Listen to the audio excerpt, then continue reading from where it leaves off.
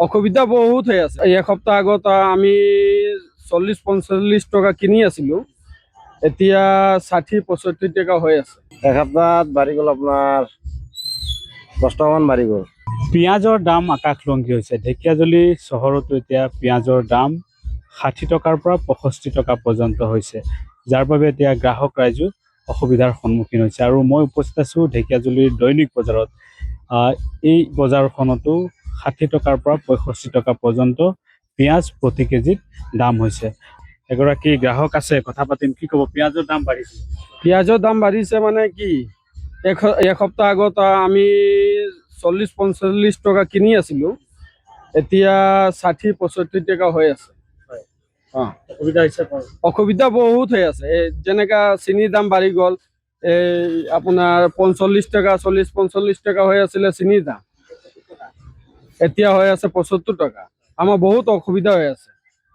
দৈনিক সামগ্ৰীৰ দাম বাঢ়ে। দৈনিক বাঢ়ি আছে। ইয়াত ব্যৱসায়ী আছে, মই কথা পাতিম। যিহেতু ঢেকীয়াজুলি চহৰতো পিঁয়াজৰ দাম। দাদা আহিব এইপিনে।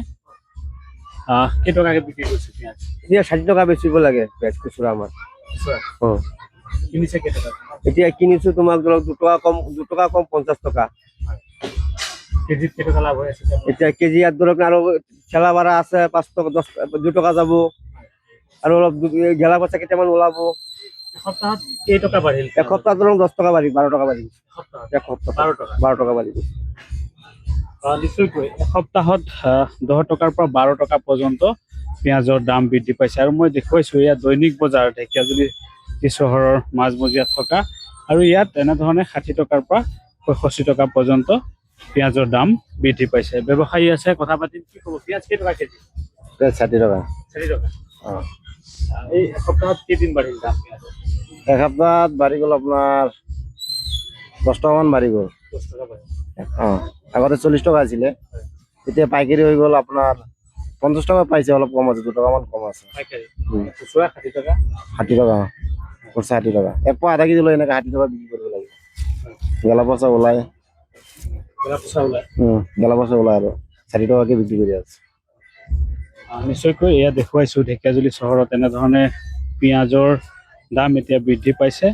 আৰু তেওঁলোকে উল্লেখ কৰিছে যে পিঁয়াজ প্ৰতি কেজিত 60 টকা, আৰু খুচুৰা পাইকাৰী তেওঁলোকে ক্ৰয় কৰে, এইসকল খুচুৰা ব্যৱসায়ীয়ে 50 টকা পৰ্যন্ত। আৰু কেৱল পিঁয়াজেই নহয়, বিভিন্ন ধৰণৰ যি অত্যাৱশ্যকীয় সা সামগ্ৰীৰ দাম এতিয়া এনেধৰণে আকাশলংঘী হৈছে। আৰু এই ক্ষেত্ৰত চৰকাৰ তথা যোগান বিভাগক বিহিত ব্যৱস্থা গ্ৰহণ কৰিবলৈ গ্ৰাহক ৰাইজেও দাবী জনাইছে। আপুনি বিচৰা বাতৰি পাব কেৱল নিউজ 18 এপত। নিউজ 18 এপ ডাউনলোড কৰিবলৈ স্কেন কৰক এই QR কোড। গুগল প্লে ষ্টৰতো পাব এই নিউজ 18 এপ।